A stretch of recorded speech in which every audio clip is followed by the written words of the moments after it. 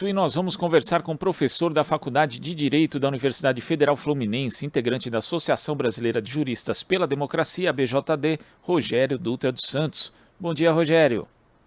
Bom dia, Glauco. Bom, Rogério, o assunto não poderia ser outro que não a resistência armada do ex-deputado Roberto Jefferson à ordem de detenção que foi expedida contra ele. Lembrando que essa ordem só existiu pelo descumprimento de condições para a permanência de Jefferson em regime de prisão domiciliar. Ele não poderia, por exemplo, se manifestar em redes sociais, conceder entrevistas, e ele fez isso, inclusive, reiteradas vezes. Como é que você viu esse episódio de ontem, Rogério? Olha, Glauco, há alguns meses nós já alertávamos, né, eu e outros cientistas políticos, para o fato que o Bolsonaro não ia se sujeitar ao processo eleitoral sem criar algum tumulto, né? Ele criou aí essa comissão de militares para verificar a idoneidade das urnas, o que é um absurdo em si, não é? O processo eleitoral nunca foi questionado e é reconhecido no mundo todo como um processo eleitoral absolutamente regular e limpo, não é? E a tecnologia das urnas brasileiras é uma tecnologia exportada para outros países do mundo. E nós imaginávamos também que, diante da iminência da derrota, o Bolsonaro poderia criar algum tipo de quartelado, algum tipo de tumulto para impedir que as eleições acontecessem. Então, não é nenhuma surpresa, dado esses alertas que nós vínhamos dando há alguns meses, que um aliado direto do Bolsonaro, né, um integrante informal do comitê de campanha do Bolsonaro, o ex-deputado Roberto Jefferson, né, condenado em prisão domiciliar, cumprindo pena, tenha feito esse tipo de movimento, um movimento que também é um movimento criminoso, não é? Ele atirou em policiais federais e isso é crime de homicídio, embora ele tenha dito que não tinha intenção de ferir ninguém, isso não existe, né? Ele pegou granadas e atirou com fuzil, ele não tem perícia para atirar com fuzil, ele não poderia sequer ter um fuzil em casa, e isso aí é tentativa dolosa de homicídio, deve ser encaminhada ao Tribunal do Júri, e Roberto Jefferson deve ser julgado também por essa tentativa de homicídio. Foi uma humilhação à Polícia Federal, não só essa reação, né, como principalmente a atitude do presidente da República de enviar o seu ministro da Justiça para negociar a prisão de um cidadão comum, de um criminoso condenado. Isso rebaixa o Ministério da Justiça e, ao final da noite de ontem, a Polícia Federal enviou um agente que negociou a rendição do Roberto Jefferson, rindo com ele, mesmo diante do sangue de policiais federais que foram atingidos por esse criminoso. Então, a situação que deveria ser, segundo os cálculos do Bolsonaro e dos seus asseclas, uma situação que provocaria um tumulto a seu favor, acabou se transformando numa situação lamentável de um crime comum realizado por um sujeito desesperado, né, à beira da morte, porque o Roberto Jefferson ele está mortalmente doente, se eu não me engano, com câncer, então o sujeito não tem nada a perder, fazendo esse papel de atingir mais uma vez a democracia brasileira, ou tentar atingir a democracia brasileira, o que só comprova que a prisão dele por crimes contra o Estado Democrático de Direito foi absolutamente correta. Né? Então essa atitude do Roberto Jefferson corrobora a decisão originária do Supremo Tribunal Federal de mantê-lo preso, né, de condená-lo por crimes contra o Estado Democrático de Direito. O que o Roberto Jefferson fez ontem foi mais uma vez atentar contra o Estado Democrático de Direito, tendo inclusive dias antes cometido um conjunto de falas misóginas e agressivas, violentas, contra a ministra Carmen Lúcia do STF. Então, no conjunto da obra, o bolsonarismo deu errado, né? Não funcionou, não alcançou a sua finalidade, porque, o Glauco, se nós analisarmos a questão eleitoral propriamente dita, numa reeleição para presidente da República, o que o povo julga é se o presidente ele governou bem. E o Bolsonaro fez um governo absolutamente desastroso, especialmente na economia. O povo está passando fome, o salário mínimo não foi reformado para cima da inflação. Tá? Nós temos aí uma situação de desemprego endêmico no país e isso tudo pode ser colocado e será colocado na conta do presidente da República. Então, o fato do Bolsonaro estar atrás nas pesquisas eleitorais não é novidade, não é uma surpresa, e também como essa tentativa aí canhestra de tumultuar o processo eleitoral já era algo esperado e está sendo rechaçado unanimemente pelos meios de comunicação de massa, inclusive. Então, eu acredito que esse tiro saiu pela culatra, é algo que é muito semelhante ao que aconteceu, inclusive, quando os militares estavam em vias de sair do poder no final de 1980 e houve um atentado num show do Rio Centro, vários artistas comemoravam o final da ditadura e alguns militares resolveram colocar uma bomba que estourou no colo deles. Da mesma forma, essas granadas do Roberto Jefferson, esses tiros que ele desferiu contra a Polícia Federal querendo atingir a democracia brasileira, estourou no colo de Bolsonaro. Essa que é a verdade.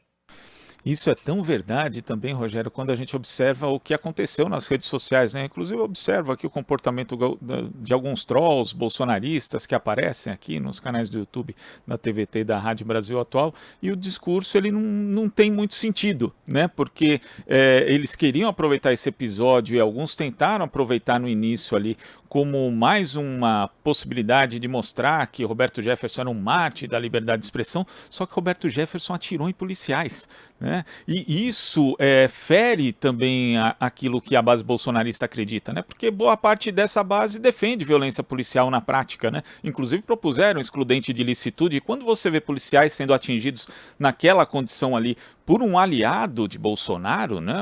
Aliás, um baita aliado. Vamos lembrar que Padre Kelmon só existiu como uma espécie ali de elemento provocador no debate porque era vice de Roberto Jefferson, que teve a candidatura impedida. Então isso acabou desordenando todo esse discurso dessa base bolsonarista, principalmente nas redes sociais, Rogério? Com certeza, Glauco, a gente percebe claramente que essa tentativa aí de fazer uma fake news gigantesca contra a democracia foi um tiro pela culatra. O Roberto Jefferson, de fato, é um aliado de primeira hora do Bolsonaro, como foi um aliado até a última hora do ex-presidente Fernando Collor de Mello, não é que sofreu impeachment por corrupção e foi o responsável pelo sequestro da poupança de milhares e milhares de brasileiros no final dos anos 80. O Roberto Jefferson tem uma trajetória política marcada pela ignomínia, né? Inclusive, foi o Roberto Jefferson que denunciou o suposto mensalão, que colocou, por exemplo, o ex-ministro José Dirceu na prisão. Então, o Roberto Jefferson ele tem uma ficha corrida de mentiras e de tentativas de destruição da institucionalidade brasileira. E esse atentado contra a Polícia Federal é um recado, inclusive para os policiais, que o objetivo do bolsonarismo não é colocar os policiais em primeira ordem. O objetivo do bolsonarismo é criar um estado de terror. E a polícia sofre também com o estado de terror, porque ninguém é seguro numa situação como essa, nem mesmo os policiais. Vocês percebam o que aconteceu ontem, não é? É uma coisa absolutamente impensável você ter policiais federais cumprindo um mandado de prisão absolutamente regular, uma atividade que eu diria, inclusive, que é uma atividade burocrática quase, e são recebidos a bala e a tiro de fuzil e a explosão de granada. É uma coisa inominável, uma violência absurda, somente aí um drops, né? Como a gente diz quando vê um filme, né? A gente tá vendo spoiler aí do que seria um segundo mandato do governo Bolsonaro, ou seja, um mandato eivado de violência e com o objetivo de transformar o Brasil no Afeganistão, né? Ou seja, num país sem lei, um país sem regra, com cidadãos armados, com cidadãos radicalizados por um discurso de ódio. E esse é o futuro distópico que o Bolsonaro apresenta através do seu agente aí, do seu coordenador de campanha informal, o Roberto Jefferson, né? Esse sujeito que é condenado, que foi ontem preso em flagrante delito por tentativa de homicídio e que deve provavelmente permanecer na prisão até o fim. É lamentável esse ocorrido, mas também, de alguma forma, aponta para uma certa resistência das instituições democráticas, especialmente a resistência do Supremo Tribunal Federal e do Tribunal Superior Eleitoral, que são, eu diria, os últimos bastiões da democracia no Brasil, visto que a própria presidência da República está sendo usada como um elemento de dissolução da ordem democrática. Agora, tem alguns aspectos que precisam ser investigados nessa história, Rogério, porque não é possível alguém que esteja em prisão domiciliar ter acesso a armas, inclusive algumas armas, a gente ainda não tem detalhes, que nem a polícia mesmo. A polícia militar, por exemplo, tem acesso, né? Então, isso precisa ser investigado. E você, como você viu a condução na prática de todo esse episódio ali? Porque tivemos os agentes da Polícia Federal tentando cumprir uma ordem judicial, foram recebidos à bala, e nossa solidariedade, inclusive, a eles, aos familiares ali que também os acompanham. Agora, o comando da Polícia Federal, no caso, poderia ter agido de uma outra forma, que não deixar, por exemplo, contaminar a cena do crime, né, com elementos, com pessoas estranhas ao processo. Inclusive, nesse vídeo que você citou, em que aparece alguém negociando com Roberto Jefferson, só faltou ali uma bolachinha, um chazinho, né? Tá o Padre Kelmon. Quer dizer, que é uma figura que chegou ali e ele entrega as armas que teriam sido usadas por Roberto Jefferson. Ali você vê que não tem proteção, não tem nada. Quer dizer, tudo isso precisa ser muito bem analisado, Rogério, porque não é possível, né? Inclusive a Associação de Peritos Criminais já emitiu nota falando desses absurdos. Tudo está muito mal feito, muito mal explicado, Rogério. Certamente, Glauco. Em negociação de crise, você não introduz um sujeito que é alheio às forças policiais no processo de negociação. Tá? Então, ali, não só a contaminação do local do crime, mas o encaminhamento do processo de negociação foi totalmente alheio às regras estabelecidas internacionalmente para negociação de crise e superação de situação de refém ou elementos semelhantes. Então, nesse sentido, a Polícia Federal, se por um lado garantiu, não é, impediu que se escalasse a violência, que era a pretensão do Roberto Jefferson, ele claramente queria ser imolado, ser transformado no Marte.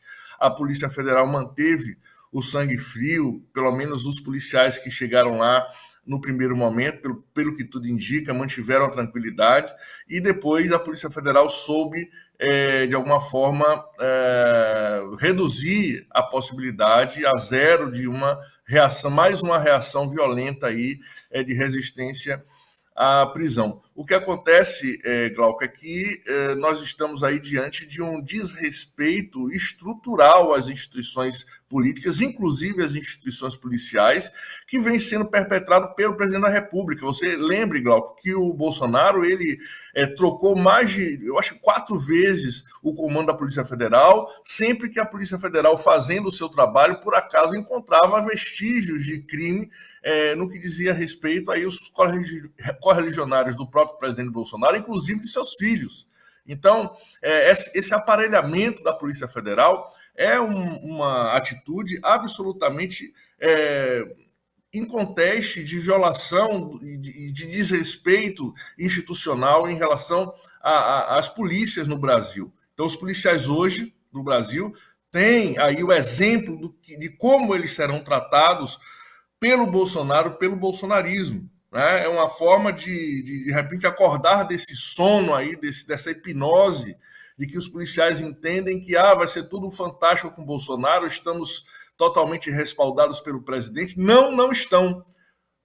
Cumprindo o seu trabalho, os policiais federais foram atingidos por granadas pelo principal aliado político do presidente Jair Bolsonaro, Roberto Jefferson, que articulou essa candidatura à presidência, né, a dele, próprio Roberto Jefferson. Ele é candidato a presidente da República e só não pôde participar da campanha eleitoral porque estava preso. E aí, no seu lugar, ele escalou esse falso padre que tumultuou o debate eleitoral e pode, inclusive, ter conseguido levar as eleições para um segundo turno, porque tudo indicava que o presidente Lula tinha condição de ganhar no primeiro turno. E aí a aparição desse padre Kelmon de última hora aí tumultuou o processo eleitoral e o Roberto Jefferson, portanto, tinha até ontem o total respaldo e admiração e o respeito do presidente Jair Bolsonaro, que, inclusive, teve uma outra atitude completamente equivocada e politicamente de assédio às instituições políticas, que foi mandar o ministro da Justiça resolver um problema claramente de um criminoso comum. Roberto Jefferson não tem imunidade parlamentar, ele é ex-deputado, ou seja, ele é um cidadão comum, e o ministro da Justiça não tem que ver com um cidadão comum sendo numa situação de prisão domiciliar ou sofrendo um mandado de prisão. Né? Esse fato, inclusive, Glauco, se você me permite, só demonstra o processo de seleção que o sistema repressivo estabelece. Se fosse um homem negro naquela posição de Roberto Jefferson, atirando contra a Polícia Federal, hoje ele provavelmente estaria morto. Né? Talvez essa tenha sido a intenção originária do Roberto Jefferson, como eu disse, que está numa atitude kamikaze. Mas eu acredito que as instituições foram maiores do que as intenções criminosas do Roberto Jefferson e das intenções de tumultuar o processo eleitoral do presidente Bolsonaro. As instituições reagiram de alguma forma a contento, porque, afinal de contas, essa violência não escalou, não terminou numa tragédia maior, com a eventual morte dos policiais, e nem com a morte do condenado aí, Roberto Jefferson. Então, eu acredito que esse caso todo, ele reverte fortemente contra a campanha do Bolsonaro nessa última semana. Essa foi a bala de prata do Bolsonaro, o tiro saiu pela culatra e provavelmente a resposta contra essa ignomínia institucional provocada ontem pelo aliado principal do Jair Bolsonaro vai refletir nas urnas, Glauco. Rogério, muito obrigado pela sua participação aqui no Jornal Brasil Atual de hoje. Até a próxima. Até, Glauco. Um abraço. Abraço. Conversamos aqui com o professor da Faculdade de Direito da Universidade Federal Fluminense, integrante da Associação Brasileira de Juristas pela Democracia, BJD, Rogério Dutra dos Santos. Estamos apresentando Jornal Brasil Atual. As notícias que os outros não dão.